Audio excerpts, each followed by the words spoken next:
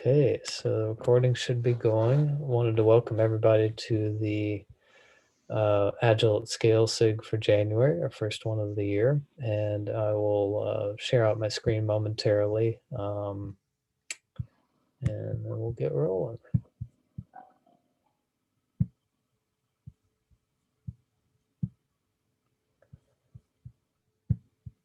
All right, so just a really quick intro here. We'll go through this slide deck I've got. And normally Leland Newsom is leading this. He'll actually be joining us a little bit later on, but I'm Ben Rogers, and so I'm the co-lead for the SIG. For those of you who haven't attended an Agile Austin meeting before, these special interest groups, this is not the only one we have, but we've got a wide variety of meetups and people connecting. In the past, we've had also classes, and we've got a book club, fairly major amount of events going on. And now that things are all pretty much virtual, we're blessed to be able to have speakers from all around the world.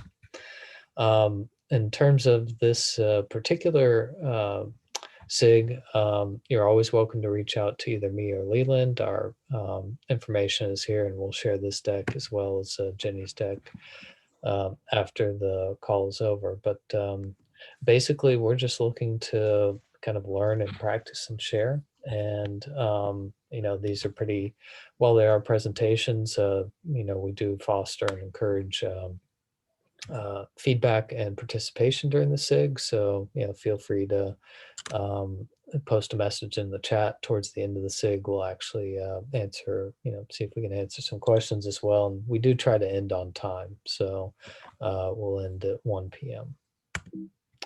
So we'll get to the next slide.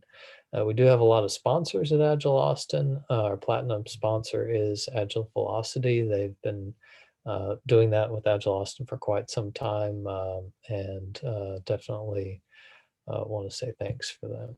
We've got a bunch of other sponsors too, from the gold all the way down to the bronze. So check out any of those companies for more information on what they do. Just coming up next month, the Future Speaker Series, it used to be known as the month of reading. And so this one, please mute if you're not on mute. And once I'm not sharing my screen, I'll be able to mute other people. But the Feature Speaker Series used to be known as the monthly meeting. The Ethics of Agile Coaching with Shane Hasty will be on February 9th, again over Zoom. And then the next Agile at Scale SIG will be on February 19th, where your project behaves like a hurricane. I know that all too well, so forecast it like one. And then Leland, definitely reach out to him, and in the future I'll add my email address on this as well, so you can contact either of us if you're interested in presenting, or if you know of another presenter that can share. And so this is just information about the recordings and all that good stuff. So just a notice that these recordings will be shared out with all the attendees here, and maybe shared out elsewhere as well. Okay, so with that, I am going to hand things over to Jenny. She's going to be talking us through LeSS, Nexus, and common scaling considerations. So Jenny, why don't you take it away? Fabulous. And I did notice a quick ask in chat, which is, where can we find the recordings? I looked for them on YouTube and could not find them. So I don't know if we want to answer that now or wait until the end. Okay, yeah, we can wait until the end, and I'll chat with Leland about that, because I don't actually know the answer right now. Well, hopefully we will have the answer by the time we end today, then, is the short answer. Exactly. All right, well, hello, everybody. Thank you for joining me today. Please feel free to drop questions in chat, or even unmute and turn on your camera and ask questions as we go along, but we'll certainly have some time at the end as well. I'm the Vice President of Consulting at Construct Software, and I've been working with organizations to adopt Agile and to scale projects. Honestly, I was working with organizations to adopt Agile-like practices before Agile as a term was even around. And a lot of the organizations that we were working with, pre-2001, even in the 2000s and into the early 2010s, scale was a challenge, whether people were agile or not. Steve McConnell, our CEO, likes to joke that it's not really scaling, quote, capital agile, it's capital scaling agile, because scaling is really the thing that is truly challenging here. And in some ways, we know that Agile really very much has crossed the chasm when we are talking about things like how do we scale Agile. It's become just such a mainstream approach to how we do modern software development that, of course, now it's taking on much larger challenges. And so we're looking at things about how to actually make that work when we're talking about tens of teams, dozens of teams, hundreds of teams. The largest organization I worked with had about 6,000 people working together to deliver a system. And so there can be some very large scale out there. My other joke about scaling is in the eyes of the beholder. I've had people with, 3 teams who tell me that scale is very challenging to them, and then people who have, 12 teams who say the same thing to people who have 50 teams saying the same thing. So today we'll talk a little bit about the challenge and why scaling is challenging. What are some of the unique aspects that make scaling different? It's not just about we do the same things or have the same challenges that we have when we have a single team. There are some things that look fundamentally different when we're talking about development at scale. I'll go through and do a brief overview of LeSS and Nexus. Often when I give a scaling frameworks talk, I talk about SAFe as well, but I understand that you've had a lot of time and presenters about SAFe. So in the spirit of keeping the materials time boxed to meet the hour time frame that we have, we will not touch on SAFe today. But as we start talking about common considerations, you will see that I'm kind of looping back some of the thinking about what are all the frameworks trying to solve, or what are some of the key fundamentals that all of the frameworks are trying to solve? And then I'll highlight some of the things that I see as key practices, either to make sure that you're doing a good job of in adopting any one of the scaling frameworks, or I work with a lot of people where we're adopting pieces and parts of the frameworks that are consistent, that make sense for the situation that that particular organization is in. So those common considerations to me are something that if you're facing a scaling challenge, are always things that you can look for, regardless of whether you've decided to adopt any one particular scaling framework or not. And then we'll end with some conclusions.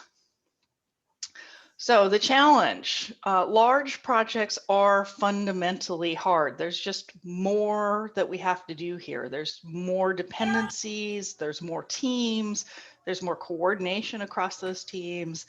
We have a significantly larger backlog. We need to prioritize that backlog. We need to figure out, often organizations are trying to figure out how to take major initiatives or features or epics and coordinate those across multiple teams. How do I decompose that backlog so that when I need multiple teams to work together to produce value for our customers and clients, that we're making sure that's happening in an effective manner so that I'm incrementally developing value as the project goes along.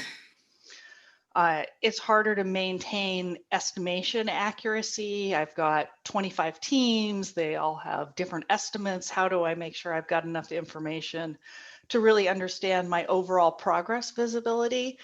My joke when I go into organizations is always, when you're halfway through, you should be halfway through, and you should be able to show me software that proves that you're halfway through. So how do I make sure that I'm bringing all these pieces together in ways that allow and enable me to do that, versus being an agile software development group? But when I go in and you're halfway through your project, you have maybe 5% of the working software to show me, which is, of course, not what we want to do to really effectively leverage agility and really be able to effectively deliver our projects. We've gone in the wrong direction in that point. Large projects will typically have lots and lots more stakeholders to keep engaged, and maybe even stakeholders who have unaligned or maybe even have completely different or conflicting priorities. And how do we resolve all of that to make sure that we're building the most important stuff for the business that we're in?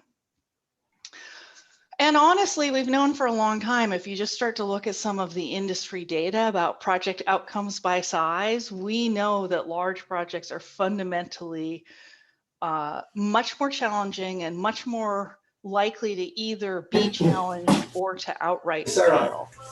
Is Juan Pablo a single word, the name? No, it's two words. Ben, maybe can we mute Yeah. everyone for now?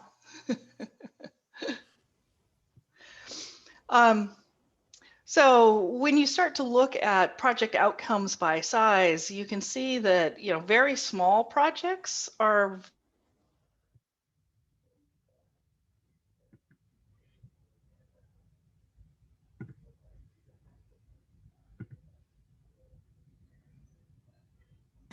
Jenny, you're on mute. I got muted too. All right. Oh, we just did a blanket. All right. We did a blanket mute, and now Jenny's back on. Yep. All right. So I was talking about project outcomes by size, and you can see that when you're looking at very, very small projects, 500 to 1,000 lines of code, which is definitely a very small project, that that your likelihood of success is extremely high, right? There's very little chance that you're going to be failed. But as you start to get into systems that are a little on the bigger side, things that people would start to think of as actually kind of large-ish projects, you can see the picture starts to change drastically. We start to see that there's a much larger likelihood here that you're going to have a project that's either struggling, challenging, but you've still got a reasonably good success rate. You're looking more at something that's like about 30% chance that it's going to be problematic, 70% chance that you're going to be pretty much on time. But as soon as we start to talk about much, much larger systems, you're starting to see a rapid increase in terms of the likelihood that you're actually going to be earlier on time gets very, very small. We start to joke about things like this, very, very large systems. You're lucky if you're able to land it on time with what you expected to actually deliver in it. And that most projects that are very large are going to struggle. And one of the things you'll hear a lot of people talking about when it comes to building very large projects or building at very large scale is if you can avoid it, don't do it. Or if we can find ways to descale so that it looks more like a series of small projects, or it looks more like a set of independent groups that can own their own value and deliver their own value, that is a way of really moving something that's large into something that is significantly smaller. So when we start to see people doing things like we have microservices and small teams can own their own independent set of features, we're really doing something I think of as descaling the problem, which is a wonderful thing to be thinking about. The other thing about large projects is that the work mix fundamentally changes. So if you look at very small projects, you're looking at something where about 2/3 of the overall work activity happening on that project is what people tend to naturally think of. It's the actual construction of the project. But as you start to get into larger efforts, what you're looking at is something where construction actually now only becomes about 1/3 of the overall work on the project. And other aspects become very important, and we need to think about them. How are we going to do things like that end-to-end system testing across all of my teams? How am I going to make sure that I'm providing the right architectural guidance or runway or information to those teams? Requirements becomes a little more complicated. So we see this pattern, have seen it in a long time, in terms of organizations where they start with very small projects, and those small projects are very successful. And over time, the projects get larger and larger and larger and larger, and the organization starts to struggle more and more and more with those. And one of the reasons is that they continue to use the practices and techniques that worked well when they were in small projects, not realizing that you really do fundamentally need to change some of the things that you're doing in large projects. And I think that's a lot of the reason that people are attracted to things like the Scaled Agile framework, because you can start to see things there like there's a seat at the table for architecture. And if you are talking about a large project, architecture is a larger consideration for a large project than it is for a very small project. So I do think there's good reasons why we see some different things in terms of the Scaled Agile framework and some of the things that are in that are very different from just having Scrum at all of the team levels, because there are fundamentally some different activities that need to be brought to bear when you are at scale. And if anybody's interested in more on this particular item, more about why size is such a significant dynamic in terms of software projects, Steve McConnell actually has a really nice overview about this in a lunch and learn that we've done, which is challenges of size, differences between large and small software projects. He also has a series called Understanding Software Projects, and he goes into this for about an hour to talk about all of the reasons that large projects have very different dynamics than small projects, including things like the Kokomo model and the factors that are different for large projects versus small projects, and how those differences are actually non-linear. So this can be a really interesting thing to dig into more detail if this sounds interesting to you. So when I think of scaling Agile in 2020, I just think of the fact that large projects are fundamentally harder than small projects. And the fact that we're talking about scaling Agile just means Agile has become such a part of our modern software development that we need to think about this, right? When I was in 2003 working with the first teams to adopt Scrum, we ended up with 9 teams working on a project together. Man, we thought that was huge. And our scaling approach was that we held a Scrum of Scrums twice a week, and that was our scaling approach. And I think now we've just, Agile has been used in so many places on such larger projects that we have started to learn a lot, and we've started to see things like the scaling frameworks emerge, because it's just part of once something has become mainstream, it's going to be used in small things and large things.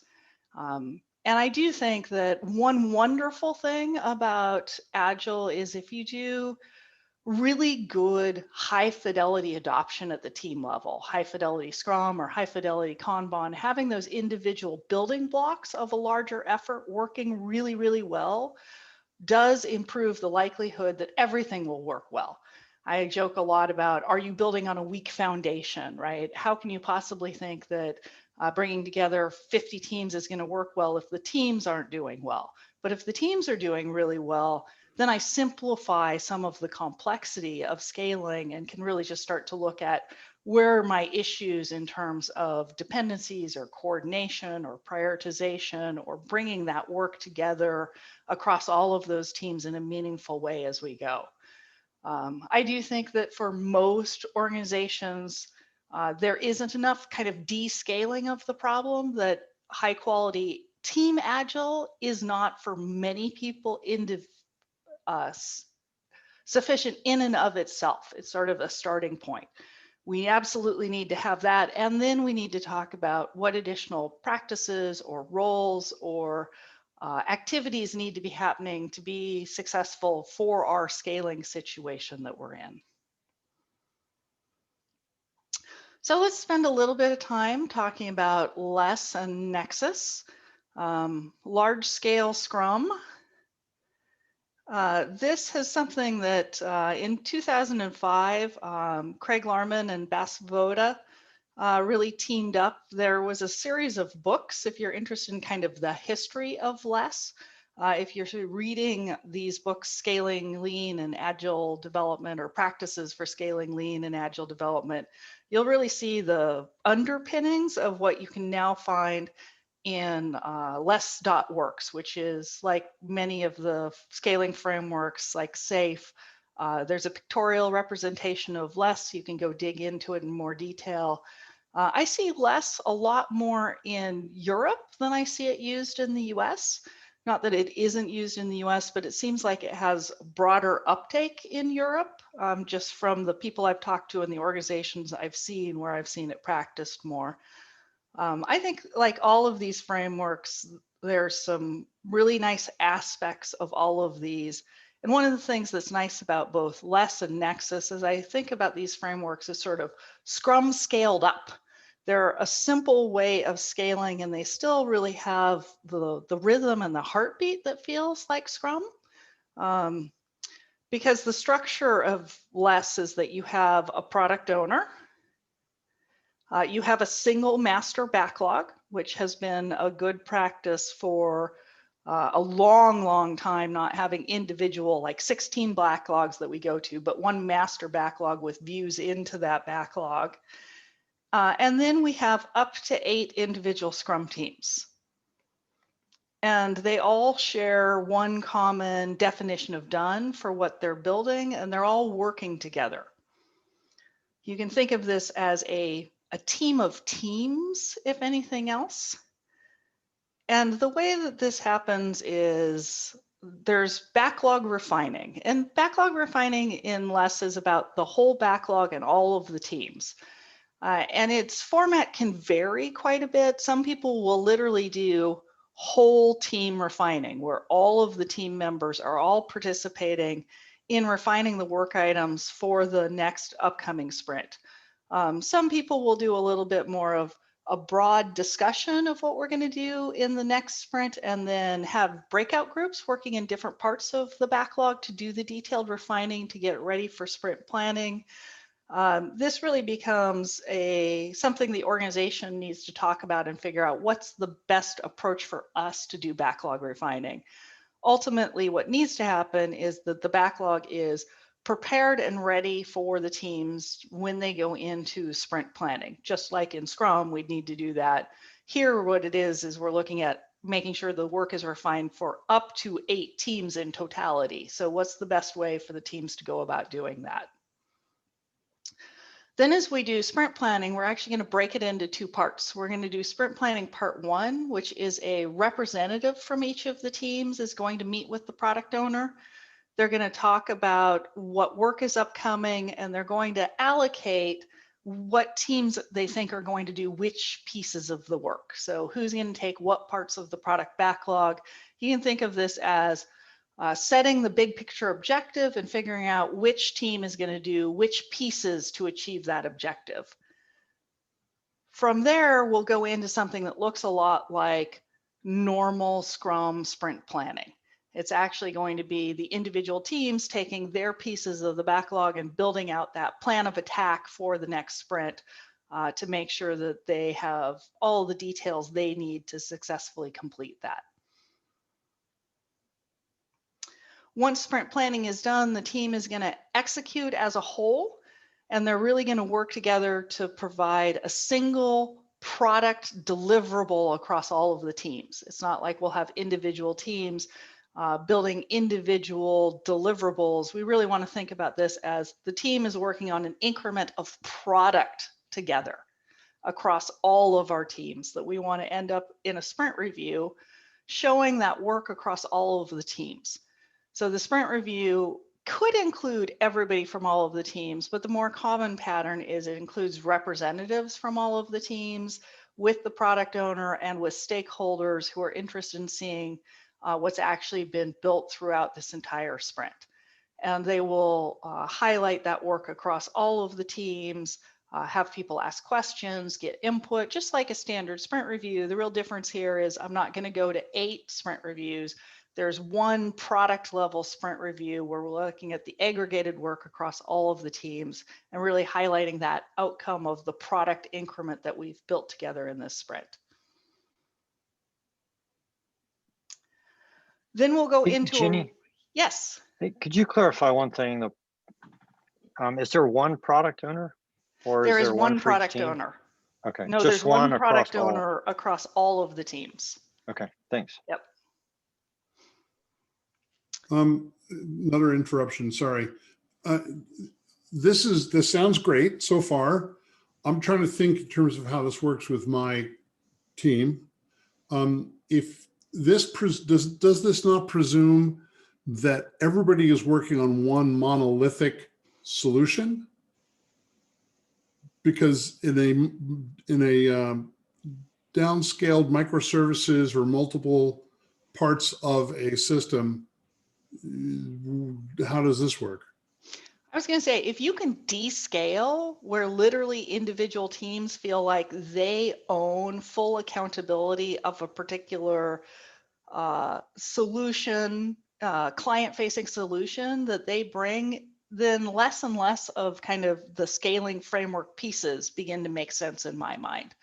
A lot of these were built up for, so you have 10 teams or 50 teams, and they all need to work together to produce something across the work of multiple teams. That's where a lot of these frameworks came out of. Cool, thank you. So yeah, if you can descale and hey, here team, run with this, you have full ownership, full accountability, you have a product owner, go. Then I start to think about that as a collection of teams rather than sort of a scaled product. Along that, kind of in reverse, what are the, in your view, what are the conditions that must be true for LeSS to be a successful framework in an organization and across teams? Yes, thank you. That's the question. So what do I think needs to be in place for LeSS to be successful as compared to something else, or maybe expand a little bit? For example, if you had disparate product teams, sure, right, then LeSS wouldn't be necessarily appropriate because they'd have separate backlogs. Correct. If you have lots of dependencies between your teams, is LeSS a framework that you believe is appropriate? Yes, those kinds of things. I think any of the scaling frameworks are appropriate when there's a lot of dependencies between the teams. All of the scaling frameworks were built up for, you have a product or a system that you're building. So we don't really talk about DAD much anymore, but when I used to include DAD in the scaling frameworks comparison, I would really say DAD is the only one that was aimed at sort of what I think of as the federated states. You have you're scaled, but you're not scaled because you have a large single product or project or program or system. You're scaled because you're a big organization, but all of your projects are fairly small in nature, right?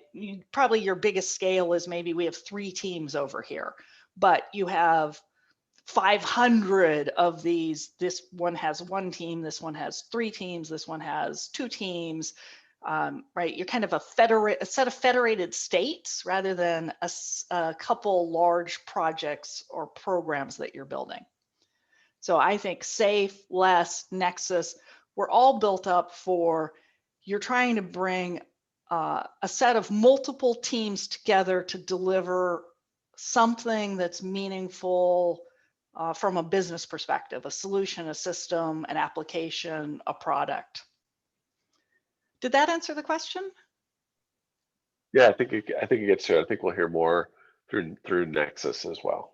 Yeah, you know, to sort of preview, Nexus looks a lot like LeSS. So any questions that you have about this are likely to be the very similar questions you're going to have about Nexus. And I do think that DAD, disciplined agile delivery, is the only one that really went after you don't have one or more large solutions that you're trying to build. It went after more, I have an organization that has a lot of small teams doing work that's relatively independent. The issue with DAD, I think DAD is very interesting, but I think DAD didn't get very sticky because DAD is basically a question list. You can almost think of DAD as, I have a question about this area, let me go dig into DAD, and then it'll give me some questions to think about how to solve that particular problem, versus all of the other ones feel a lot more like, here's a framework that I can implement. Versus sort of a more roll your own kind of approach. So if you're super federated, it might be interesting to go look at to see if there are some things that really leap out to you as meaningful and useful to look at across your organization.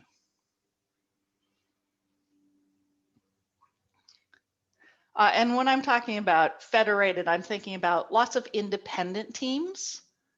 So where I don't really need to coordinate across those teams to deliver value to my customers. Sherry, does that seem like a reasonable answer to federated?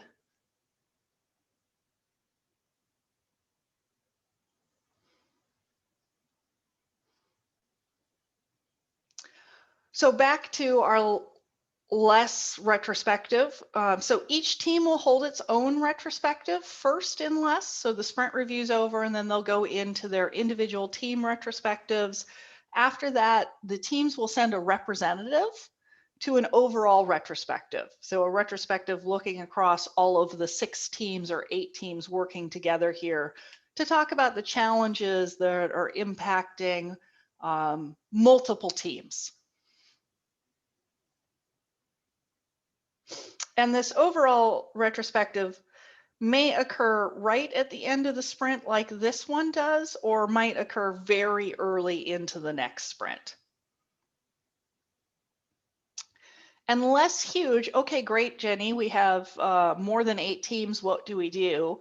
What less huge does is it says, okay, you've got multiple sets of a 6-team group here and an 8-team group here and a 4-team group here.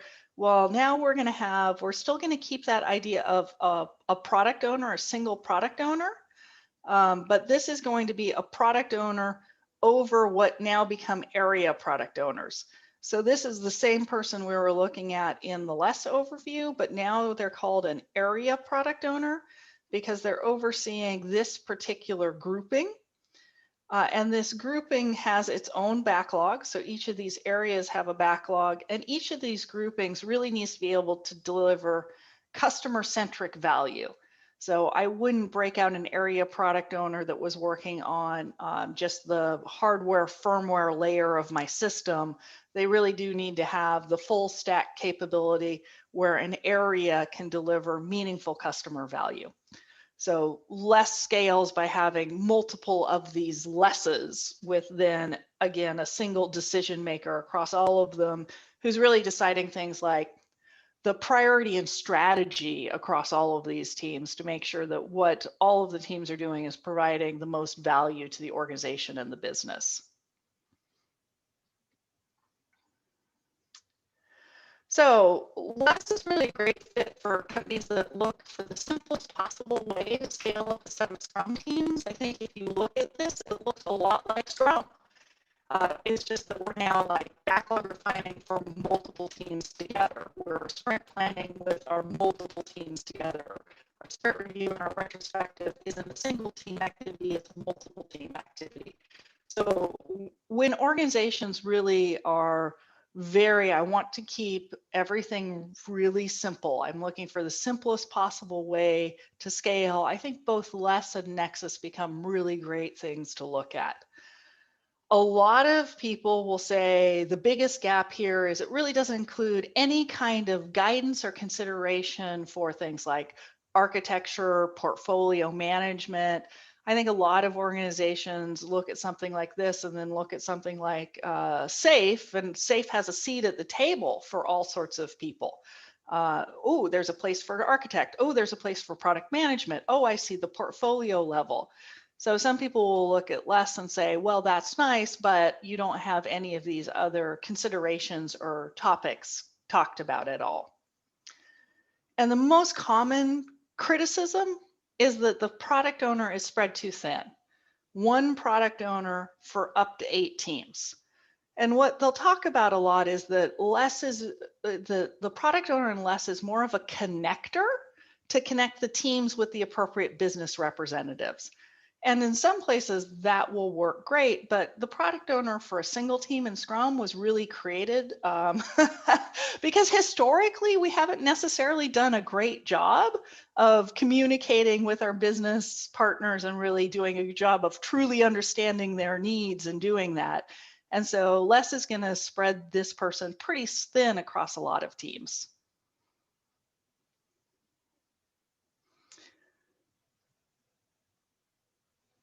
Nexus. Nexus looks a lot like LeSS.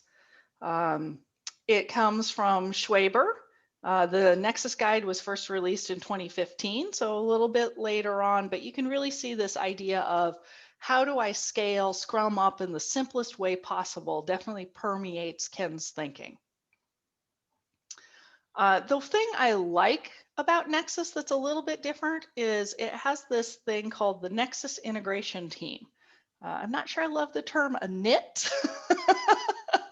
Might not have been the acronym I would have picked, but at the heart of Nexus lies a product owner, a Scrum Master, and one or more Nexus integration team members. The people inside the Nexus integration team may also be members on individual Scrum teams within the overall Nexus, but their ultimate priority is being part of this Nexus integration team. And the Nexus integration team is accountable and responsible for ensuring a done integrated increment of combined work across all of the teams occurs throughout the sprint. And what they do is they're not actually meant to do that integration. They're meant to enable that integration.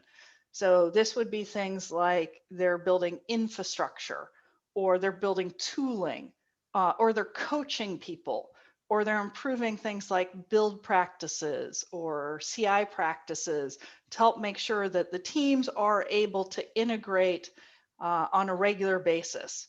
So they're the focal point for the integration, they're enablers of the integration, but the goal is to support the individual Scrum teams within the Nexus to do that integration day in and day out.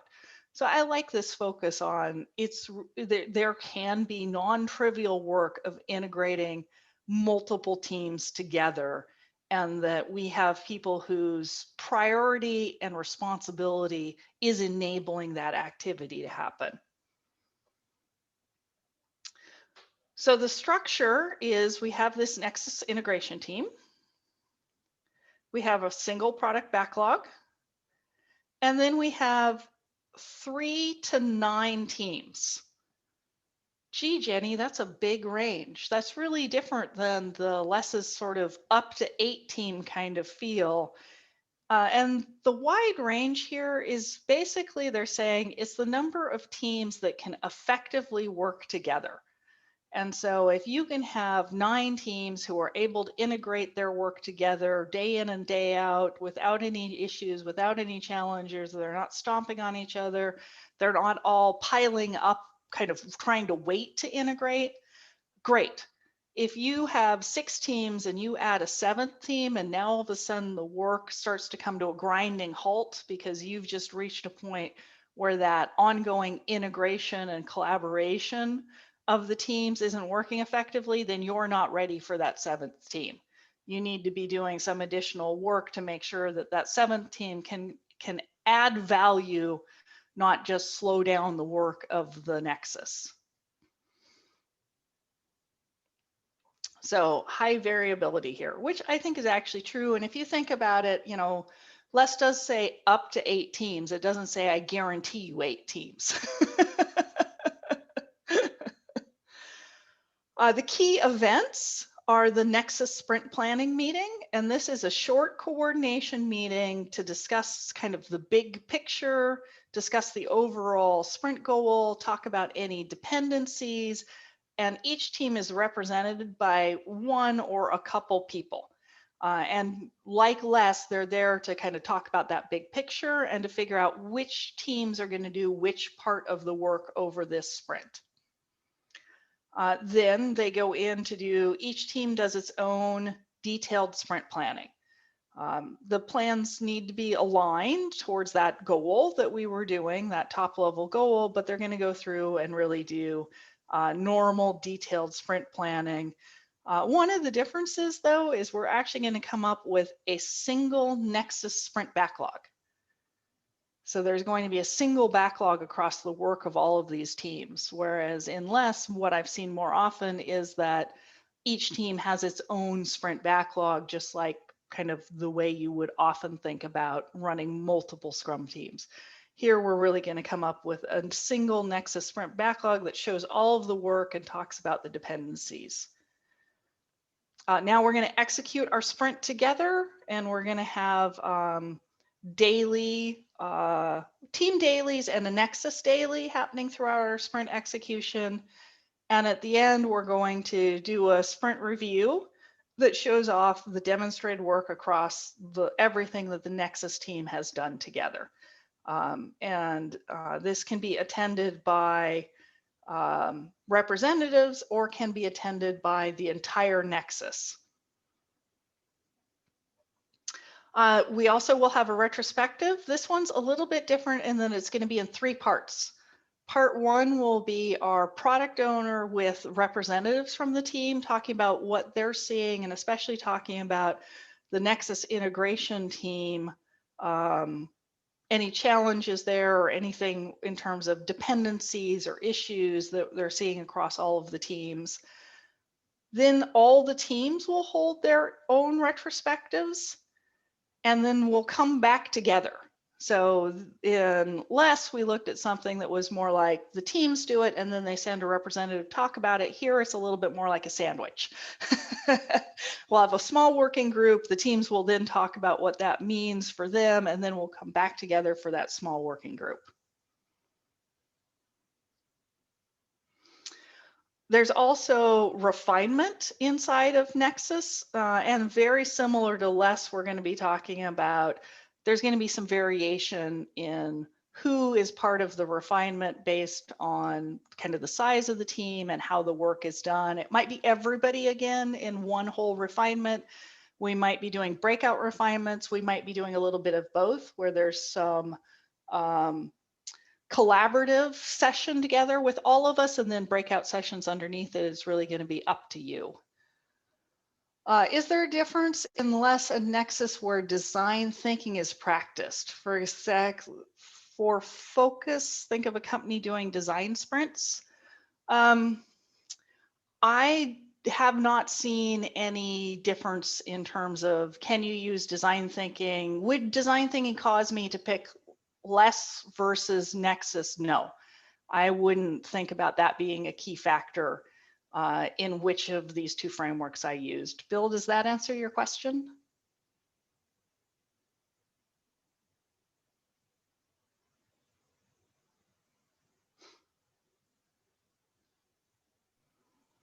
It's tough to unmute. I think it does right now. I am dubious that we have enough situations, at least in Austin, and maybe around the world, to really assess that. Sure. Design thinking is relatively new. Yeah, I think of these as kind of delivery engines. And one of the things that I'm constantly recommending when people are at scale is actually the idea of a program or a solution Kanban view across the work that the teams are doing, so that you can model things like, what are we doing up front in terms of design thinking or proof of concepts or prototyping or whatever upfront work you need to basically de-risk and understand the value that you're really delivering, and prepping that to go into teams' backlogs. So when I think of something, when I see something like design thinking, I end up thinking a lot more about that Kanban overlay that I would use kind of regardless of whether, regardless of what scaling framework people are doing. I think you can do that program overlay across LeSS. You can do it across Nexus. It's actually built into SAFe, although I would really, really recommend that people not use the sample in SAFe, and that you really think through what your flow looks like and make sure. Whatever. Looks Lost. like we may have lost Jenny there. Oh, Yeah. no. We've been booting the wrong people. By the way, Sorry. that spammer at the beginning is spamming for a resume collection site. It's total spam. Yeah. They're not advertising jobs. And there's no way to report them on LinkedIn. So Good times. Well, we got We him used to kicked. worry about security. Now we're worried about continuing the meeting. Yeah. And we really only posted that link a couple hours ago. So we're definitely trolling meetup sites for that. I'm sure that's going on all around. well, hopefully you can find them on the meetup group to help them not appear again. Yep. Yeah, we'll take a look at that account stuff. And I was talking with Leland in the background about the recordings. The recordings are posted for most of the previous meetups to each of those specific meetup pages. So what I'll do after he said there's a gap of a couple, and so he'll get those fixed up this weekend. And so by next week, I can at least send out some direct links on the comment page on this particular one to previous recordings. So Well, the other issue in terms of this architecture is I complain about Zoom particularly is the chat is disassociated. So what we've had to do is have Slack be the chat. And Yeah. that gets persistence across things like this as well as 2 hours from now. yeah, I think that would be helpful as well, or to kind of be a better bridge there. So I manage 2 writers groups, and I found the Discord worked really, really well. Slack would be pretty much the same, but very good continuity and history, and a nice ability to really keep the crew down to a manageable size and knowing And who to also, back.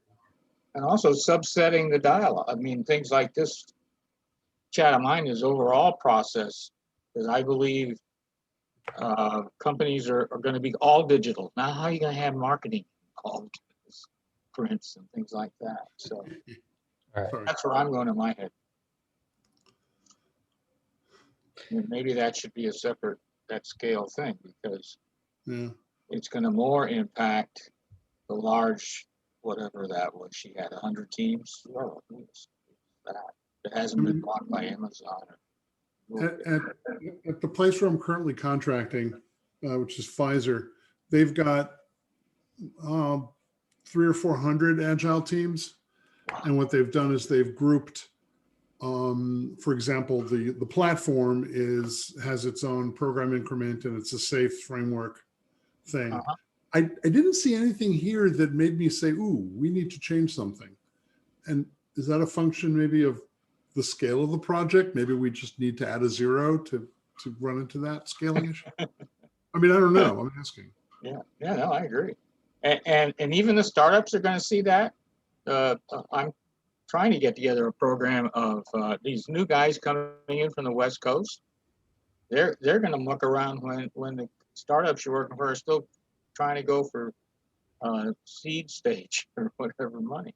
They'll make a company out of the 5 or 6 of these companies. Now you've got corporate boundaries too.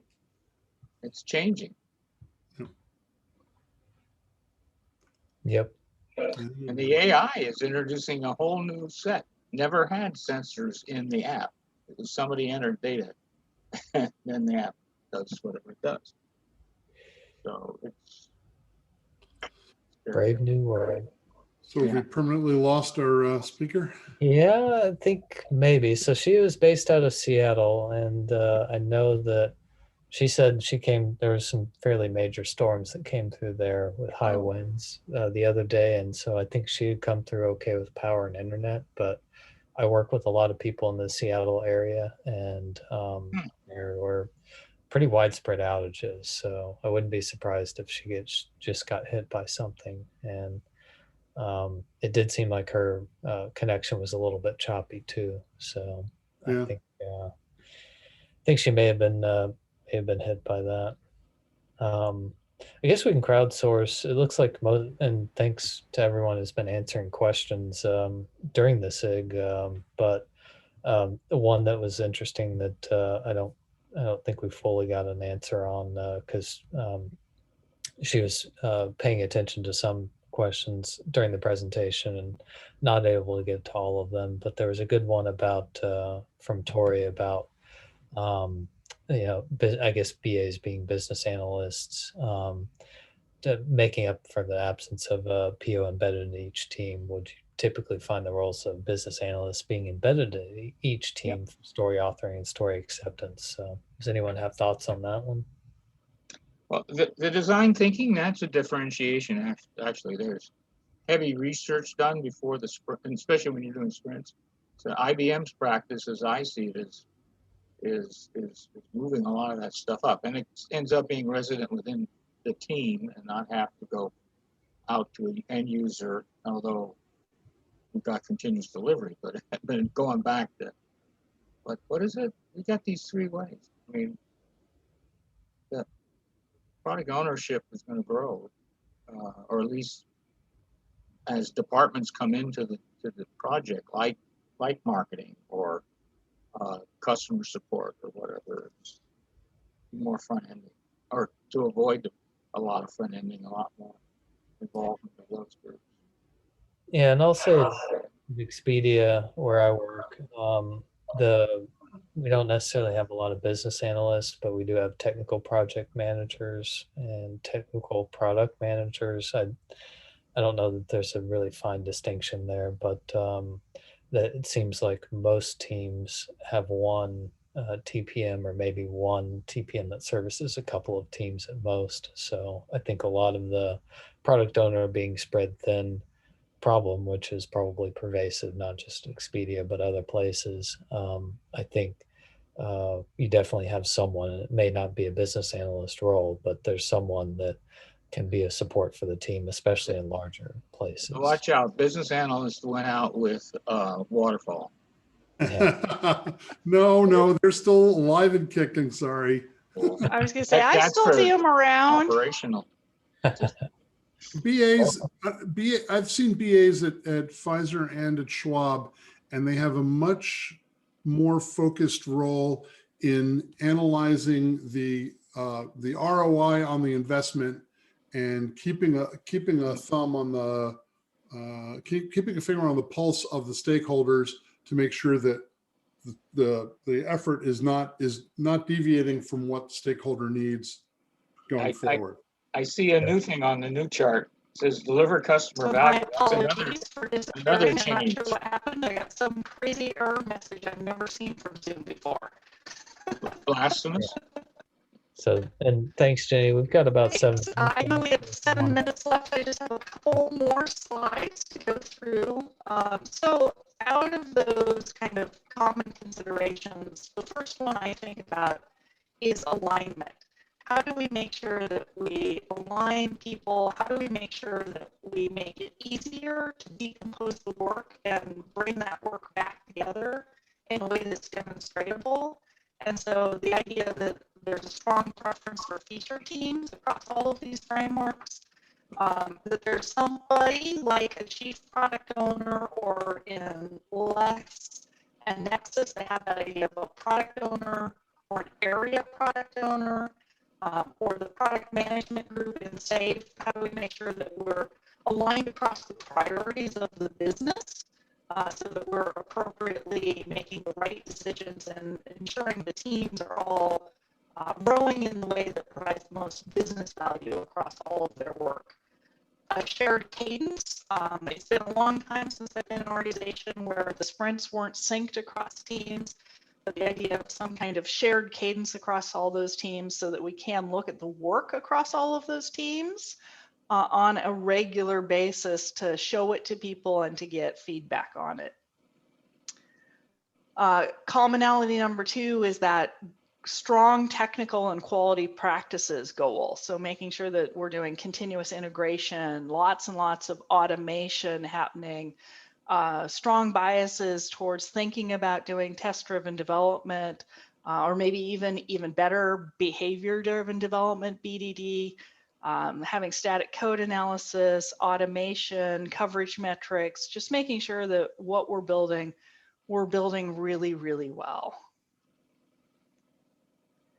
And then the third commonality is this idea of whole system events. And this is something I bring into a lot of organizations, regardless of whether they've chosen any of the scaling frameworks or not. But the idea of how do we make sure we're looking at the whole on a regular basis? So what kind of planning do we need to do, and how do we make sure that it's appropriately collaborative? This idea of a sprint review that highlights the work across all of the teams. I've been in some organizations where there's the idea of individual sprint reviews, but also a product level sprint review that highlights the work across all of those teams. I've been in organizations where the individual team sprint review disappears completely and it's only the product level sprint review. But the only thing I don't want at scale is individual team reviews, no product review. Right? I don't want to see the pieces, I want to see the whole. So let's make sure we've got a way to see the whole across it. A product level retrospective, I joke all the time in organizations that bring me in to help teams improve that the list I find of things the individual Scrum or Kanban teams need to do is about this big, and the list the organization needs to do to enable all of the teams to be better is about this big. So making sure we've got a forum where people can talk about, well, here's a challenge that I have. Maybe it's metrics, maybe it's the build process, maybe it's team members being moved around on too much of a regular basis. Here's a problem we have that's beyond our span of control to actually change and improve. Let's make sure there's a forum for people to be able to do that. And then those sort of what I think of as tactical collaboration meetings that are happening on a regular basis, core team meetings, PO syncs, Scrum of Scrums. How do we get people together for that tactical thing that happens on a regular basis?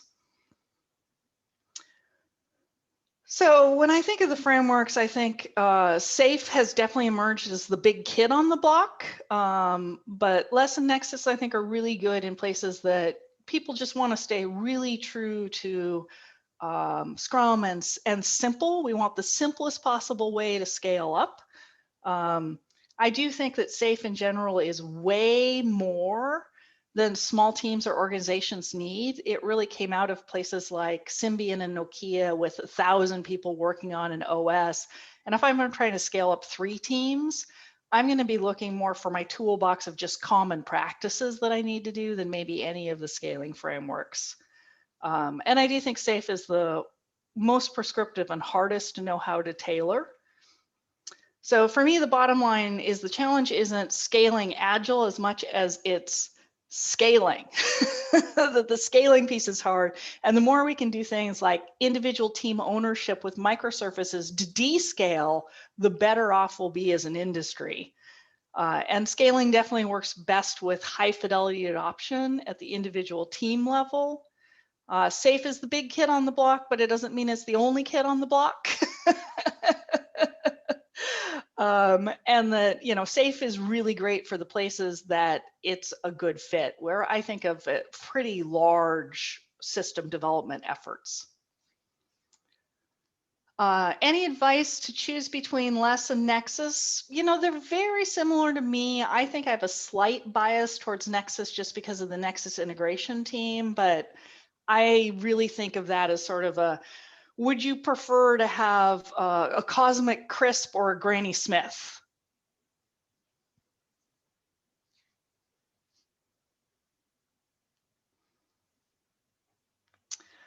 All right, and I do think finally we can talk about common practices rather than necessarily having to say, I have to use this one scaling framework.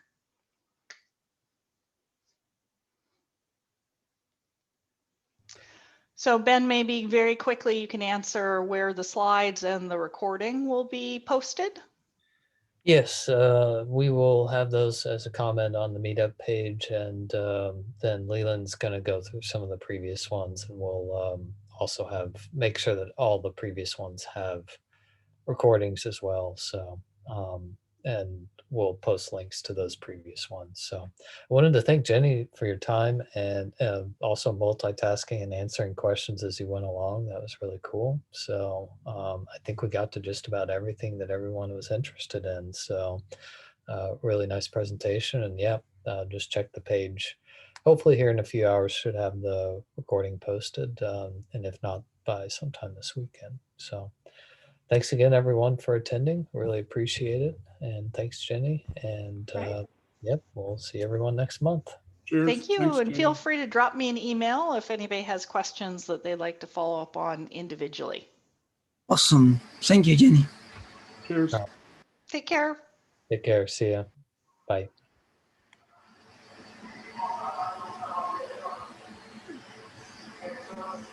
So she's hello. Huh? Construct stuff. Okay.